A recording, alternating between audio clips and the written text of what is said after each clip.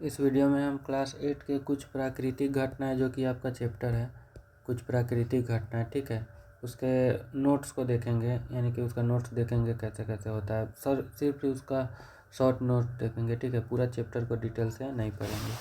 तो आपके चैप्टर में सबसे पहले त्वरित के बारे में पढ़ना है, ठीक है। लाइटनिंग क्या है, त्वरित क्या है। तो जैसे आप देखते हैं ना, मान लीजिए कोई तार ढीला हो गया प्लग में से, तो चिंगारी टाइप का निकलता है ना। या फिर आप देखते हैं कि पोल पर तार है, वो सटता है तो क्या होता है, चिंगारी निकलता है। तो वैसा ही चिंगारी जब बहुत ही बड़ी मात्रा में बादलों के टकराने से निकलता है तो वही त्वरित होता है, ठीक है। यानी कि त्वरित एक विशाल विद्युत चिंगारी है। यह बादलों के बीच या बादल और पृथ्वी के बीच होता है, ठीक है। और जब त्वरित होता है, बिजली चमकता है तो क्या होता है, आप देखते हो कि तेज रोशनी आता है और कड़क कड़क के आवाज़ आता है, यानी कि गर्जन के साथ में आवाज़ आता है। अच्छा है कि नहीं। तो हम देखते हैं कि त्वरित बनती कैसे है। तो देखिए, बादल में दो चीज़ होता है, एक तो धन आवेश होता है और एक ऋण आवेश होता है। दोनों एकत्र कहाँ कहाँ होता है, तो आप इस फोटो में देख लीजिए। देखिए, बादल में धन आवेश कहाँ होता है, बादल के ऊपरी सिरे पे, और ऋण आवेश बादल के निचले सिरे पे। तो कभी कभी ये दोनों भी टकरा जाते हैं तो बिजली चिंगारी निकलता है, बिजली उत्पन्न होता है, ठीक है। और कभी कभी यहाँ वाला ऋण आवेश यहाँ वाला धन आवेश से आकर्षित हो जाते हैं तो बिजली नीचे ज़मीन पे गिर जाता है, ठीक है ना। वही चीज़ है। तो पृथ्वी पर भी विपरीत आवेश जमा हो जाता है, और जब आवेश बहुत ही अधिक हो जाता है तो विद्युत विसर्जन हो जाता है, एक जगह से दूसरी जगह आने लगता है बिजली ऐसे, ठीक है। और इसी विसर्जन को हम त्वरित के रूप में देखते हैं, ठीक है। और विद्युत आवेश क्या है, जब हम दो चीज़ को रगड़ते हैं तो क्या होता है, आप अपने हाथ को लीजिए और प्लास्टिक की कुर्सी पर रगड़िए, क्या होगा, आपका बाल कुर्सी के ओर आकर्षित होने लगेगा, ठीक है। यानी कि वस्तुओं को रगड़ने से उसमें आवेश उत्पन्न होता है। इसे स्थिर विद्युत आवेश कहते हैं। वो आवेश स्थिर विद्युत आवेश है, ठीक है। एक ही जगह पर रह के मतलब आवेश उत्पन्न हो गया है।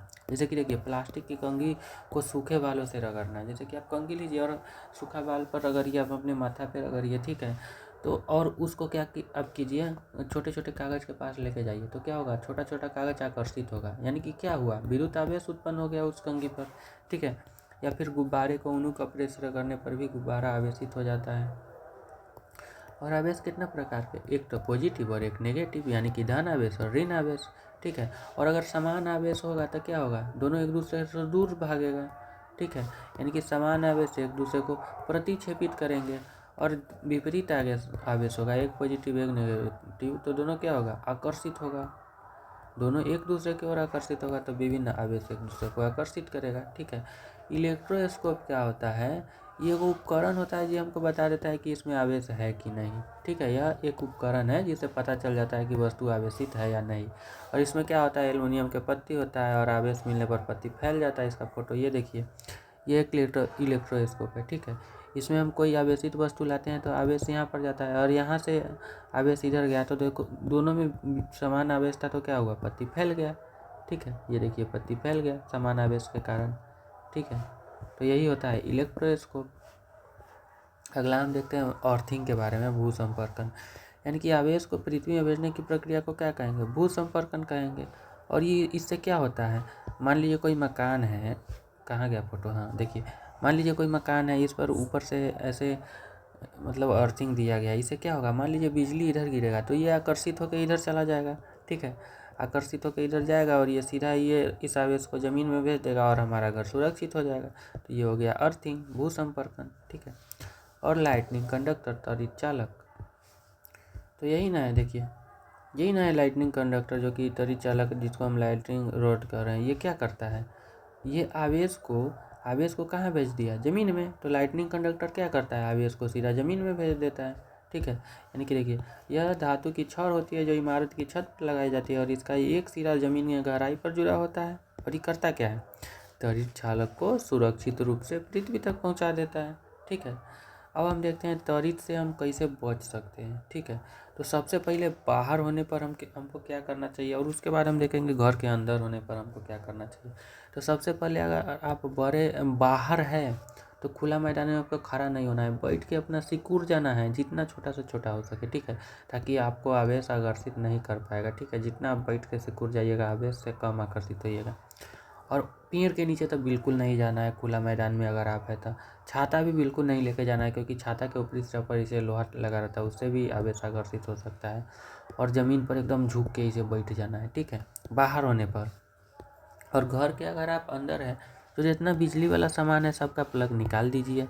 तार वाला टेलीफोन का प्रयोग एकदम नहीं कीजिए।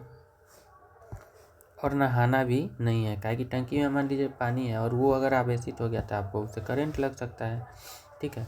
अब अगला हम देखते हैं भूकंप क्या है। भूकंप, तो भूकंप क्या होता है? भू मतलब पृथ्वी और कंप मतलब कांपना, यानी कि पृथ्वी की सतह का अचानक कांपना भूकंप कहलाता है, ठीक है। अगर भूकंप बहुत देर के लिए हो गया तो हमको नुकसान बहुत अधिक हो जाएगा, ठीक। और भूकंप आता कैसे है, देखिए।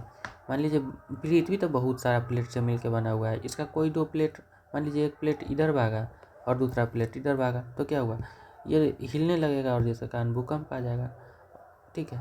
यानी कि प्लेटों के गति के कारण भूकंप आता है कि नहीं।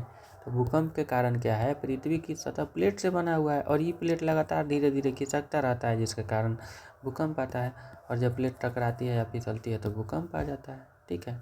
जैसे कि यहाँ पर भी देखिए, एक प्लेट है ये खिसक गया है, पीछे में प्लेट क्या हुआ था, मतलब एक आगे चला गया एक पीछे चला गया, और इसमें क्या हो गया, एक धंस गया, थोड़ा सा खिसक गया है, तो ये भी भूकंप का कारण बनता है। और देखिए भूकंप में दो तीन चीज़ें होती है। एक होता है फोकस, भूकंप का केंद्र पृथ्वी के अंदर जिस भाग पर होता है उसको कहते हैं फोकस, और उसी के ठीक ऊपर वाले भाग को कहते हैं एपिसेंटर, ठीक है।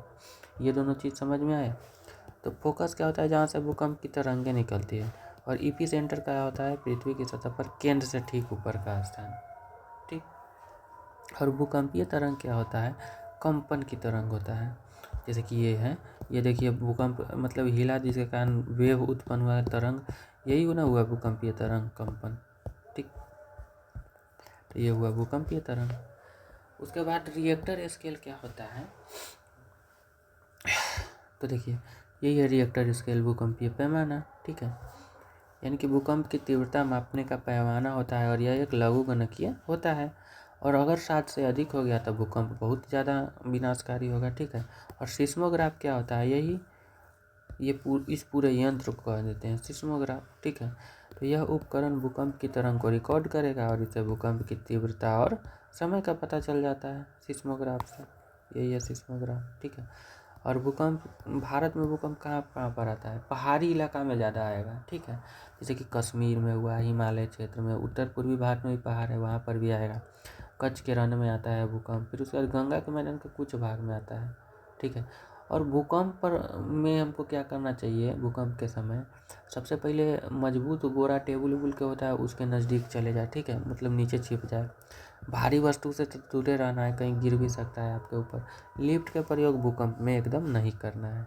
और अगर आप घर के बाहर हैं तो भूकंप में आप क्या कीजिएगा, इमारत पेड़ बिजली के खंभा ये सब गिर सकता है, तो इसलिए इससे दूर रहिए। और भूकंप के समय तो एकदम खुला स्थान में जाना चाहिए।